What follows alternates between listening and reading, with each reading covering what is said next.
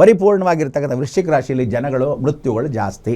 ರಾಜಕೀಯದವರು ವೃಶ್ಚಿಕ ರಾಶಿಯಲ್ಲಿ ಬಹಳ ಜನ ಇರೋದ್ರಿಂದ ಅವರೆಲ್ಲರ ಮನೆಯಲ್ಲೂ ದಕ್ಷಿಣಾಭಿಮುಖವಾಗಿರ್ತಕ್ಕಂಥ ಫೋಟೋ ಹಾಕ್ಕೊಳ್ಳೋದು, ದಕ್ಷಿಣಕ್ಕೆ ಅಂದರೆ ಉತ್ತರದ ಗೋಡೆಗೆ ದಕ್ಷಿಣ ಮುಖ ಹಾಕೊಳ್ಳೋ ಫೋಟೋಗಳು ಗ್ಯಾರಂಟಿ.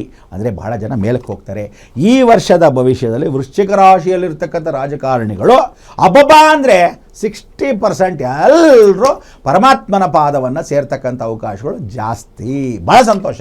ಆದರೆ ಆ ಮನೆಯಲ್ಲಿ ಕೆಲವರು ಒಳ್ಳೆಯವರು ಇರ್ತಾರೆ ಅಲ್ವಾ ವೃಶ್ಚಿಕ ರಾಶಿಯಲ್ಲಿ.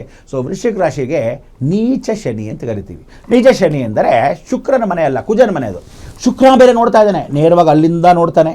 ಇದು ನೀಚ ಶನಿ, ಶನಿ ಜೊತೆ ಶುಕ್ರ ಬೇರೆ. ಸೊ ಏನು ಹೇಳ್ತಾನೆ, ಕಷ್ಟಗಳು ದಿಢೀರಂತ ಬರುತ್ತಂತೆ.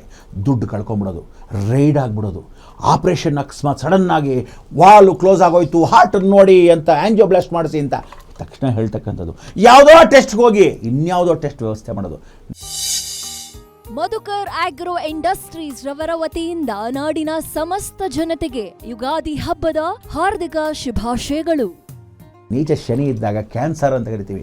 ಸಣ್ಣ ಸಣ್ಣ ಗಡ್ಡೆಗಳು ದೊಡ್ಡದಾಗಿ ನಿಮ್ಮ ಪರಿವರ್ತನೆ ಮಾಡೋದು. ಸೊ ಇದೆಲ್ಲನೂ ವೃಶ್ಚಿಕ ರಾಶಿಯವರು ನೋಡ್ತಕ್ಕಂಥ ಅವಕಾಶಗಳನ್ನ ದಯವಿಟ್ಟು ನೋಡ್ಕೊಳ್ಳಿ.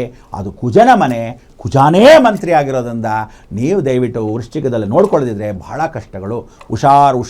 ಸೊ ಸಣ್ಣದಾಗೆ ನೆಗ್ಲಿಜೆನ್ಸ್ ಮಾಡಬೇಡಿ. ಆಮೇಲೆ ವೃಶ್ಚಿಕ ರಾಶಿಯವರು ಊಟ ಉಪಚಾರ ಚೆನ್ನಾಗಿ ಮಾಡಿ. ಏನು ಅಂದರೆ ತರಕಾರಿನ ತಿನ್ನಿ, ಪಕ್ಕಕ್ಕೆ ಇಡಬೇಡಿ, ಸೊಪ್ಪನ್ನು ಚೆನ್ನಾಗಿ ತಿನ್ನಿ, ಐರನ್ ಕಂಟೆಂಟ್ಸ್ ಕಮ್ಮಿ ನಿಮ್ಮಲ್ಲಿ, ಚೆನ್ನಾಗಿ ತಿನ್ನಬೇಕು. ಸುಸ್ತಾಗಿ ಚೆನ್ನಾಗಿ ಬಿಡೋಗೋದು ಇಂಥದ್ದೆಲ್ಲ ನಡೆಯುತ್ತೆ. ಸೊ ವಯಸ್ಸಾದ ವೃದ್ಧರು ಯಾರಿದ್ದಾರೆ ಹಲ್ಲು ನೋಡ್ಕೋಬೇಕು.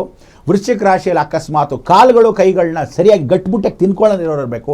ಯಂಗ್ಸ್ಟರ್ ಚಿಕ್ಕ ಮಕ್ಕಳಿಗೆ ಸ್ಪ್ರೌಟ್ಸನ್ನು ಜಾಸ್ತಿ ಕೊಡಿ.